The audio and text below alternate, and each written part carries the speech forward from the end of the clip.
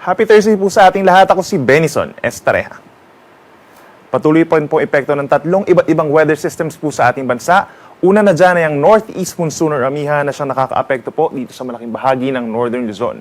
Ikalawa ay ang Easterlies o yung mainit na hangin galing Pacific Ocean na siya nagdadala po ng maalinsangan ng panahon sa malaking bahagi ng Southern Luzon, Visayas, and Mindanao.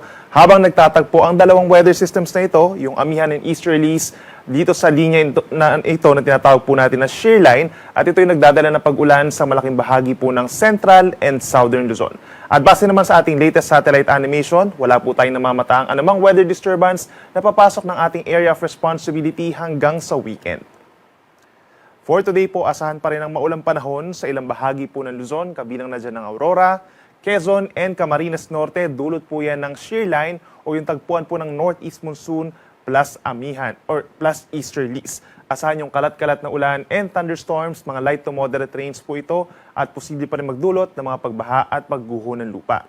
Dito naman po sa norte, meron pa ring epekto ng Amihan. Asahan yung makulimlim pa rin na panahon dito sa may Cagayan Valley and some partly cloudy to cloudy skies dito sa may Cordillera region at aasahan din po ang mahihinang ulan habang sa Ilocos region at natitirang bahagi ng Central Luzon is bahagyang maulap at madalas maaraw, may tsansa lamang po ng mga saglit na pag-ambon. Dito naman po sa Metro Manila, natitirang bahagi ng Calabarzon and Bicol region, plus malaking bahagi ng Mimaropa is partly cloudy to cloudy skies. Halos katulad pa rin po na weather conditions as yesterday. Mainit, lalo na po sa tanghali, and then may tsansa rin po ng mga pulupulong ulan, lalo na sa bahagi ng Bicol region. Posibleng makaranas ng matataas po na heat indices ay itong Catanduanes sa may Virac area, ganyan po sa may Pili, Camarines Sur at bahagi po ng Masbate. Habang dito sa Metro Manila, yung actual na temperature po is nasa 25 to 32 degrees, but yung heat index posible pa rin umabot sa 36 to 38 degrees Celsius. Dito sa Cordillera region, mananatiling malamig pa rin po dulot ng Northeast Monsoon sa Baguio from 15 hanggang 23 degrees Celsius. Sa ating mga kababayan po dito sa Palawan at malaking bahagi po ng Visayas, nananatiling maliit po ang tsansa ng mga pag-ulan sa malaking bahagi at kung meron man dito sa may parting Northern Samar and Eastern Samar. Iiral po ang temperatura from 31 to 32 degrees Celsius pagsapit po ng tanghali, but yung heat index o yung mararamdamang init ng katawan ay posibleng pinakamataas pa rin, nasa 40 degrees po sa may Rojas City, Iloilo City, Catarman Northern Samar at Catbalogan Samar. Sa ating mga kababayan naman po sa Mindanao, may mga pag-ulan as early as this morning dito sa may Sulu and Tawi-Tawi area. Then pagsapit po ng tanghali hanggang sa hapon, may mga tsansa rin po ng mga pag-ulan sa may eastern sides, itong Dinagat Islands, Surigao del Norte and Surigao del Sur. Dulot po yan ng easterlies. Then for most parts of Mindanao naman po for today is partly cloudy skies. May tsansa rin po na kumukulimlim lalo na sa mga kabundukan dito sa may Davao region and some areas of Bukidnon. And then may tsansa rin po ng mga isolated rain showers or saglit lamang na pag-ulan.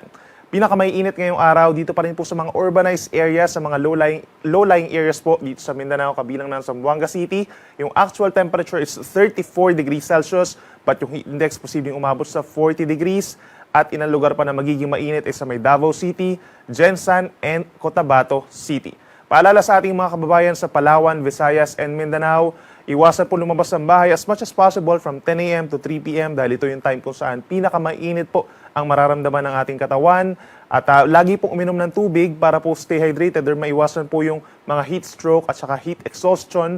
At lagi po, kung hindi maiwasan talaga na lumabas ng bahay, ay magdala ng panangga sa init kagaya ng sombrero at payong. Dahil po sa malakas pa rin po na amihan itong mga nagdaang araw, meron pa rin tayong medyo maalon na karagatan sa malaking baybayin po ng bansa, lalo na dito sa may Luzon at eastern side ng Visayas and Mindanao. Nasa almost 3 meters po, no? Nasa isang palapag ng gusaling taas sa mga pag-alon, lalo na yung sa malalayong parte po ng karagatan, kaya mag-ingat yung ating mga small sea vessels, lalo na yung mga nangingisda. Habang banayad naman ang taas ng mga alon, dito sa may Sulusi at bahagi po ng Moro Gulf sa may western side of Mindanao. For the next 3 days, aasahan natin yung unti-unti pa rin paghina po ng northeast monsoon dito sa Luzon at iira lang easterlies dito sa may central and southern Luzon pagsapit po ng linggo. So kung sa Metro Manila, for the next 3 days, halos magkakatulad pa rin po ng weather conditions na partly cloudy to cloudy skies at mababa pa rin po ang tsansa ng mga pag-ulan. Dito naman sa may Cordillera region, lalo na sa may eastern side, itong Apayao, Kalinga, Ifugao, and Mountain Province, may chance na ng mga pulu-pulong ulan pagsapit po ng hapon, and then for morning hanggang tanghali is maaraw naman at may kalamigan pa rin po lalo na sa madaling araw sa Baguio from 14 to 15 degrees Celsius. Habang dito naman po sa Bicol, kabilang ang Legazpi City, by tomorrow, maaraw na panahon ng iiral sa malaking bahagi ng Kabikulan. Then pagsapit ng Sabado at Linggo is bahagyang maulap na kalangitan na may tsansa ng saglit na pag-ulan. Sa ating mga kababayan po sa Visayas, easterlies pa rin po ang magdadala ng mainit at malinsangang panahon sa susunod na 3 araw. Meron tayong bahagyang maulap at madalas maaraw lalo na po sa may western portions of Visayas at sa bahagi po ng Negros Oriental and Cebu. Then may chance pa rin ng mga localized thunderstorms or pulu-pulong ulan na nagtatagal lamang po ng 1 hanggang 2 oras. Temperature natin for Metro Cebu, posibleng umabot pa rin sa 32 degrees Celsius. But yung ating matataas na heat indices, nakafocus pa rin po dito sa may Rojas City and Iloilo City at bahagi pa ng Samar Provinces. At panghuli sa ating mga kababayan po, dito sa malaking bahagi ng Mindanao, ngayong kalagitnaan po ng Marso, magiging mainit pa rin at maalinsangan at mas iiral nga po ang magandang panahon or maaraw na panahon, lalo na po sa may western sides, itong Zamboanga Peninsula and the mainland Bangsamoro region dahil po yan sa easterlies. Temperature natin for Metro Davao is from 24 to 33 degrees Celsius. But yung pinakamatataas pa rin is dito sa may Cagayan de Oro City, kung saan posibleng umabot sa 38 degrees Celsius yung heat index. At dito naman sa may Zamboanga City, posibleng umabot pa rin sa 40 to 41 degrees Celsius yung mararamdamang init ng katawan. Sunrise po natin ay 6:04 ng umaga at ang sunset ay 6:06 ng gabi. Yan muna ang latest mula dito sa Weather Forecasting Center ng Pag-asa.